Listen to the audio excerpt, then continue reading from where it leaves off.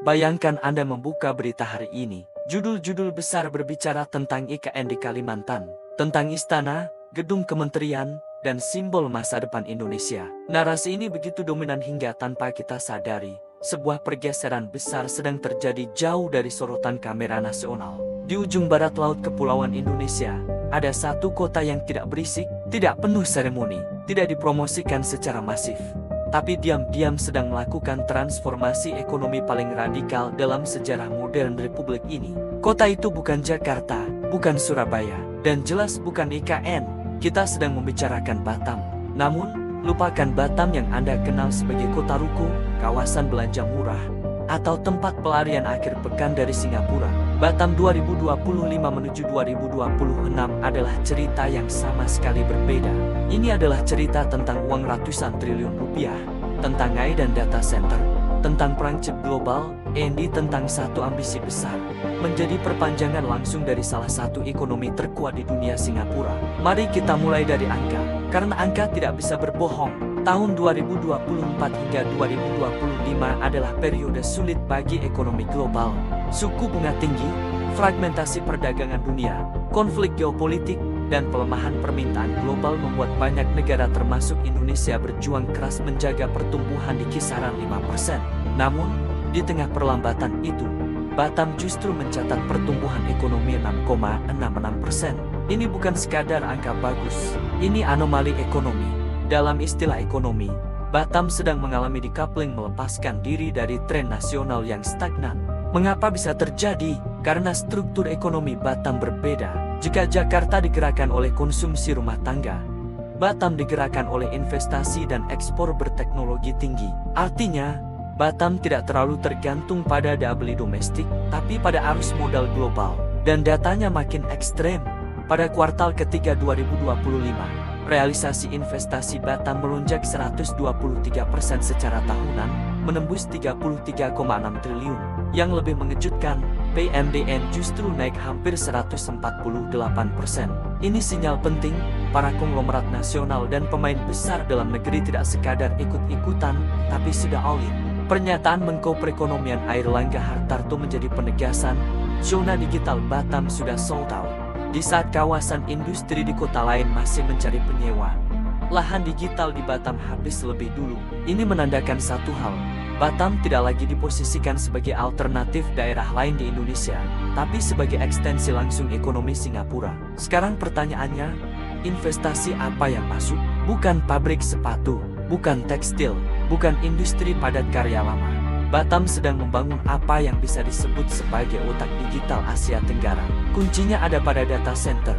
Selama bertahun-tahun, Singapura adalah raja data center Asia. Tapi mereka menghadapi dua batas keras, lahan dan energi.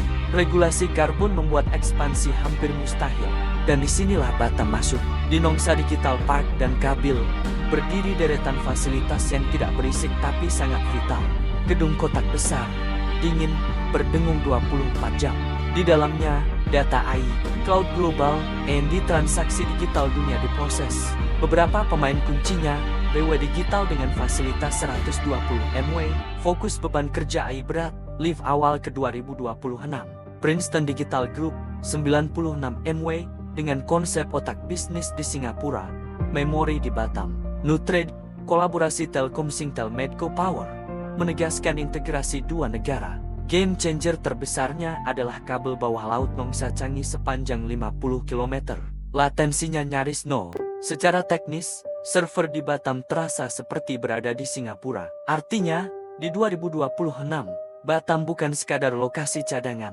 Ia adalah hard drive eksternal Singapura. Cerita ini menjadi jauh lebih besar saat kita masuk ke semikonduktor.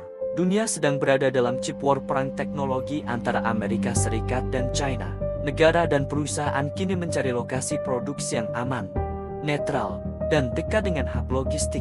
Batam memenuhi semua kriteria itu. Ada laporan konsorsium AS Jerman Indonesia dengan nilai fantastis, USD 26,7 miliar atau sekitar Rp 44,4 triliun, untuk membangun dua pabrik semikonduktor di Pulau Galang, mulai awal ke 2026. Ini bukan proyek biasa, ini setara membangun ekosistem industri strategis, bukan sekadar pabrik. Tambahan lainnya, Infineon Jerman menggandakan kapasitas chip otomotif. Pegatron, perakit utama iPhone, meresmikan Smart Factory di Batam. Batam naik kelas, dari lokasi manufaktur pendukung, menjadi bagian kritis rantai pasok teknologi global. Transformasi ekonomi tidak akan jalan tanpa infrastruktur. Bandara Hang Nadiem sedang dikebut. Terminal 2 ditargetkan beroperasi penuh 2026. Kapasitas melonjak ke 10 juta penumpang, membuka rute langsung ke Korea, China, dan India tanpa harus transit Singapura. Pelabuhan Batu Ampar, sejak dikelola ICTSI, mencatat lompatan produktivitas hingga 3 kali lipat. Dwelling time turun dari 5 hari menjadi 1 hari. Ini krusial bagi industri berteknologi tinggi. Dan di darat, Batam sedang dibongkar dan dibangun ulang. Jalan 5 lajur, flyover, dan konektivitas antar kawasan industri menunjukkan satu pesan. Ini bukan lagi kota pelengkap. Namun, tidak ada cerita besar tanpa risiko. Pertama, konflik Rempang. Dikeluarkannya Rempang Eco City dari PSN lewat Perpres Desember tahun 2025 menunjukkan pemerintah memilih stabilitas sosial dibanding percepatan proyek. Ini langkah politik yang manusiawi, tapi bagi investor, ini menciptakan ketidakpastian hukum lahan. Kedua, Johor Singapore Special Economic Zone, pajak 5%, RTS Link beroperasi akhir ke 2026. Jika Batam lambat reformasi birokrasi dan insentif, modal global bisa berpindah hanya dalam hitungan bulan. Apakah Batam akan menjadi Singapura baru? Jawabannya, tidak menggantikan, tapi melengkapi. Singapura tetap kantor depan keuangan, hukum, dan manajemen global. Batam adalah kantor belakang data, pabrik canggih, energi, dan skala besar. Angka 6,66% dan investasi 33 triliun bukan euforia sesaat. Itu sinyal struktural. Keberhasilan Batam di 2026 bergantung pada satu hal, kepercayaan. Kepercayaan investor, kepercayaan masyarakat, dan kepastian hukum. Jika itu terjaga, Batam bukan hanya masa depan Kepulauan Riau tapi salah satu masa depan ekonomi Indonesia. Dan ironisnya, ketika itu terjadi, Jakarta mungkin baru sadar bahwa pusat gravitasi ekonomi sudah mulai bergeser. Terima kasih sudah menyimak Insight Daily. Jangan lupa like, komen, dan subscribe. Sampai jumpa di analisis berikutnya.